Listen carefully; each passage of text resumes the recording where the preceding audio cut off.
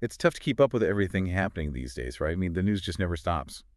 It's true. Information overload is a real thing. Yeah, and so that's why we do these deep dives, trying to cut through all the noise, all that clutter, and bring you, the listener, the most important stuff we found. We are looking at so much stuff, just so much stuff all the time, and we try to pick out the most important things that are really, Moving the needle, yeah. yeah, impacting the world. Like, how is this going to affect you? How is this going to affect the world around us? And today, we got three stories that, That seemed pretty different, but they're all connected in a way. yeah, in a way that we're going to talk about at the end. Yeah, at the very end.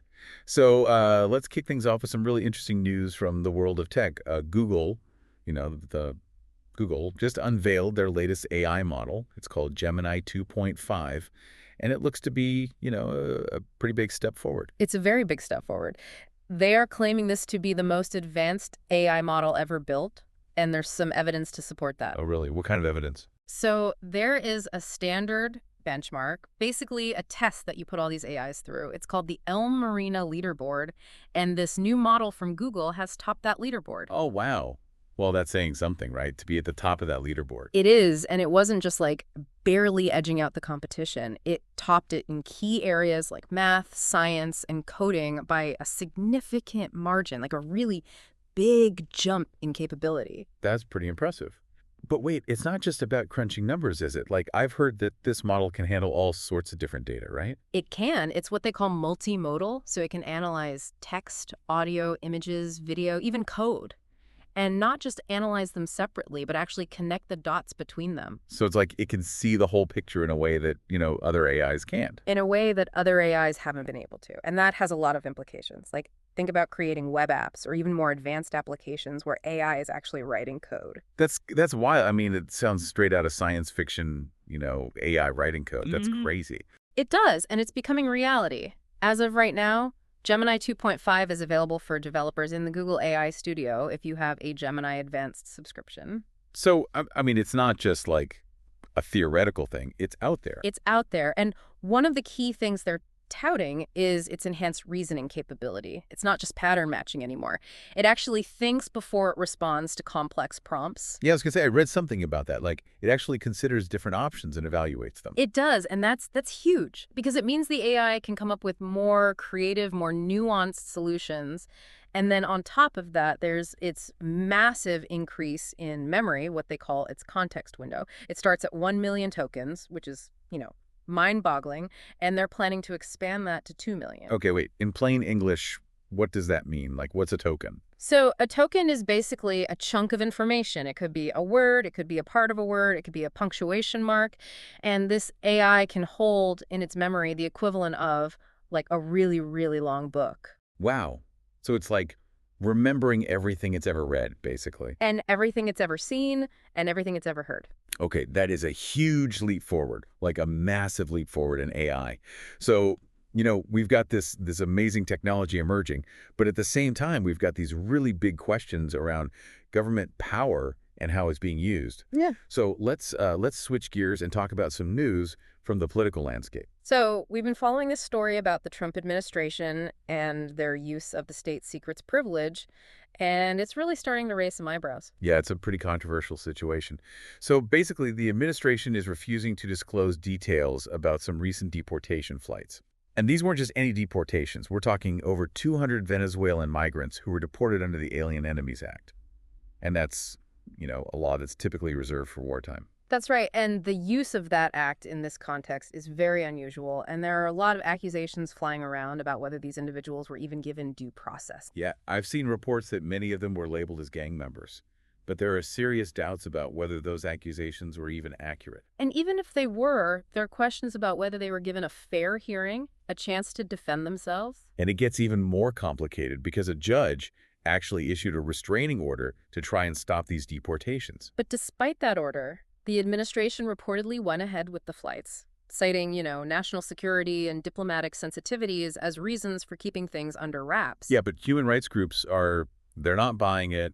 They're pushing back hard, saying that this is a clear violation of basic rights. And they're not just making vague accusations. They're pointing to specific instances where things seem to have gone very wrong. Like, there are allegations that tattoos were misinterpreted as gang symbols. So, like, cultural misunderstandings leading to these really serious consequences. And there are even reports that some of these deportees were sent to maximum security prisons in El Salvador, which, raises a whole other set of concerns. Yeah, I mean, this is a really complex situation, and it really highlights that tension between, national security and individual rights. Yeah, And it's a debate that's not going away anytime soon. absolutely. And it's a reminder that even as we're making these incredible technological leaps forward, we still have these very fundamental human rights issues that we need to grapple with. Yeah, for sure.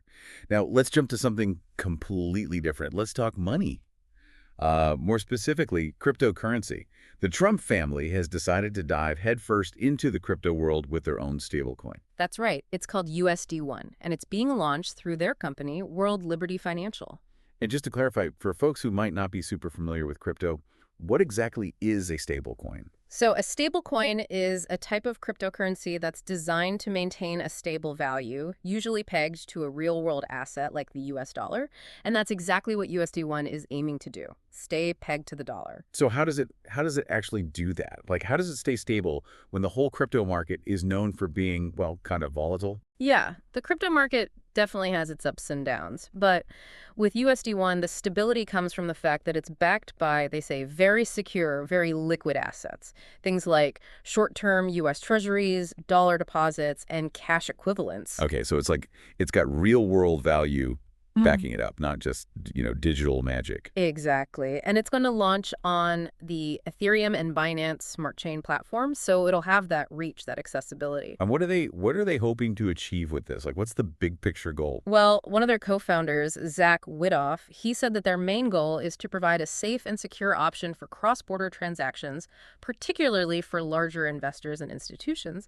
They're looking to attract what they call sovereign investors, so, big players. Yeah, big money, big institutions. So it's kind of like trying to bring some stability to the often chaotic world of crypto. That's their aim, at least. And it's interesting because this launch comes at a time when there's been a lot of talk about, potential regulations for crypto, specifically for stablecoins. Yeah, I mean, the whole regulatory landscape around crypto is still kind of evolving, right? It is. It's very much a work in progress. But there have been some hints that the Trump administration, during their time in office, was pushing for more pro-crypto regulations. Oh, so this launch could actually be seen as like part of a bigger strategy. It could. And if those regulations do come into play, it could really legitimize stablecoins and bring them into the mainstream. So in just a few minutes, we've covered a lot of ground. We've talked about groundbreaking AI, about the delicate balance between government power and individual rights, and about the ever-changing world of finance. 3 very different stories, but they're all connected in a way. They all reflect these massive forces that are shaping the world around us. Like, think about the speed of technological change, the ongoing debates about how we govern ourselves, and the constant evolution of our financial systems. It's a lot to wrap your head around, but that's the goal of these deep dives. We want to help you make sense of it all. To give you the information you need to understand not just what's happening, but why it matters. Yeah, why it matters. And ultimately, to empower you, the listener, to form your own opinions, your own conclusions. Because in a world of information overload, it's more important than ever to be an informed, engaged citizen. Absolutely. So that's our quick deep dive into today's top news. We hope this has been helpful, insightful, maybe even a little bit thought-provoking. Thanks for joining us And we'll catch you next time on the Deep Dive. on the Deep Dive. See you then.